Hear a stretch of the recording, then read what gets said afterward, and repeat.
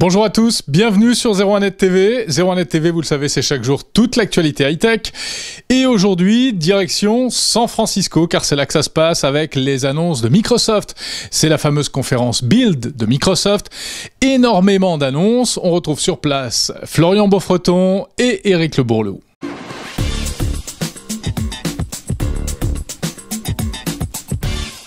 Et on retrouve Eric Le Bourlou, donc à San Francisco pour la conférence Build de Microsoft. Donc beaucoup d'annonces, je le disais. On va commencer par la partie mobile avec un nouveau Windows Phone. C'est Windows Phone 8.1 et son lot de nouvelles fonctionnalités, Eric. Alors cette nouvelle version, qu'est-ce qu'elle embarque? Elle embarque un nouveau centre de notification, alors qui se rapproche de celui d'un Android ou de l'iPhone. Hein. Donc on va pouvoir directement faire glisser son doigt de haut en bas de l'écran pour avoir directement ces notifications et pouvoir accéder à différents réglages du téléphone. Et autre grosse nouveauté de cette version, c'est un assistant vocal qui s'appelle Cortana et qui est très proche de ce que fait Google ou de ce que fait Apple avec Siri, Google avec Google Now ou Apple avec Siri. Et en fait, cet assistant vocal prend un petit peu le meilleur des deux, de Google Now et de Siri. C'est-à-dire qu'il vous permet d'ajouter vos rendez-vous directement à la voix, d'appeler quelqu'un, de lancer une application, etc., etc. Ça va un petit peu plus loin que ses concurrents, puisque en fait, on peut avec Cortana intégrer des applications tierces, donc on va pouvoir, n'importe quel développeur va pouvoir associer son application à cet assistant vocal. Ça fonctionne avec Bing, donc il va pouvoir aller chercher des informations de l'internet pour récupérer, pour vous donner des infos sur la météo, sur votre joueur de sport préféré, aller chercher des infos sur Wikipédia, etc. Et il va être aussi personnalisable, c'est-à-dire que vous allez pouvoir lui indiquer qui est votre petite amie, qui est votre maman, etc., etc., pour qu'ensuite vous puissiez lui poser des questions auxquelles il va répondre plus précisément. Alors on va d'ailleurs en savoir un petit peu plus avec Pierre Lagarde de Microsoft qui nous a donné quelques exemples de son fonctionnement. Vraiment orienté assistant, orienté tâche, sur des ordres qu'on va lui demander. Ça peut être des ordres qui vont déclencher ou des éléments qui sont liés à l'agenda, ou des éléments qui sont liés à la création de tâches, ou des éléments applicatifs. Donc on l'a vu avec deux exemples évidemment très classiques. C'est donne-moi les nouveautés de tel utilisateur et qui va ouvrir Facebook pour me donner le fil d'actualité, ou tweeter directement à partir de Cortana.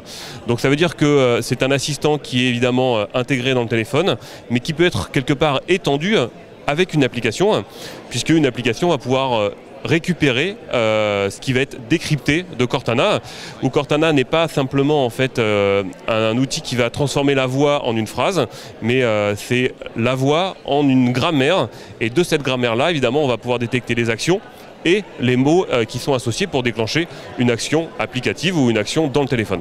D'accord, alors ça c'est pour les mobiles, donc à noter d'ailleurs que Nokia a profité de cette conférence hier soir pour dévoiler 3 nouveaux smartphones, les Lumia 630, 635 et puis surtout le Lumia 930, un nouvel appareil haut de gamme dont on aura l'occasion de reparler.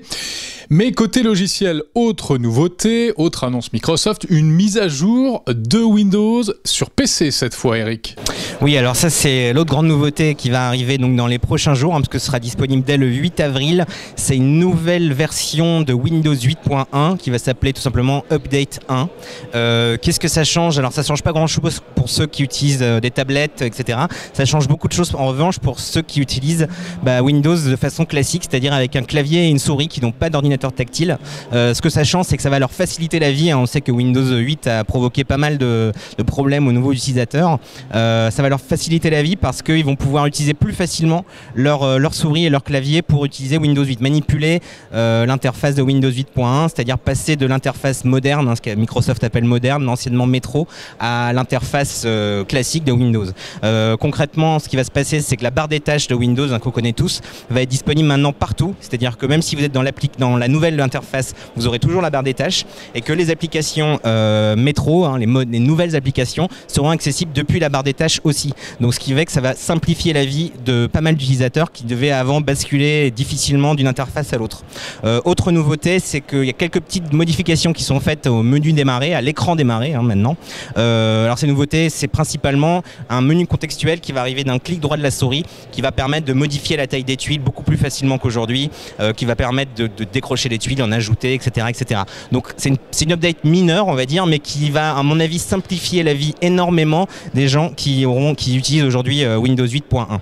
Donc en conclusion, Eric, beaucoup d'annonces, c'est vrai, mais rien de véritablement fracassant. Alors effectivement, oui, Microsoft a annoncé aujourd'hui pas mal de mise à jour mineure, hein. C'est une mise à jour mineure pour Windows Phone, même s'il y a un nouvel assistant vocal qui a l'air assez génial sur le papier, il faudra qu'on le teste, et une mise à jour mineure pour Windows 8. Mais il y a quand même une énorme annonce qui concerne plutôt le côté business de Microsoft, mais qui aura des implications demain sur le prix que vont coûter les appareils sous Windows, c'est la gratuité.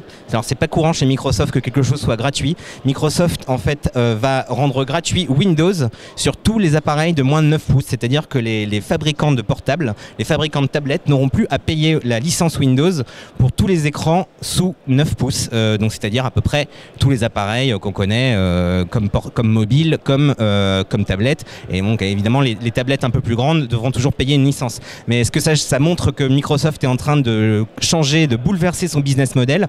Et puis ils sont en train de se réveiller aussi parce qu'ils savent qu'ils sont un petit peu concurrencés et même énormément par Android qui est gratuit et par Apple qui lui a un modèle complètement intégré. Donc pour concurrencer Android, le meilleur moyen c'est peut-être de proposer gratuitement à tous les fabricants de mobiles Windows, Windows Phone. Alors, ce qui va se passer, c'est qu'on devrait pouvoir avoir bientôt des mobiles sous Windows Phone qui seront donc moins chers, ainsi que des tablettes qui seront moins chères, à des prix qui pourraient baisser à peu près de 50 €, donc c'est pas négligeable. Donc voilà, ça c'était là aussi de la grosse annonce de la build cette année. Merci Eric Le Bourlou à San Francisco, à la conférence build de Microsoft, et on vous retrouve ce soir, Eric, dans 01 Live Hebdo, le grand talk qui débriefe toute l'actu high-tech, chaque jeudi de 18h à 18h30. Avec le retour de François Sorel. Salut à tous.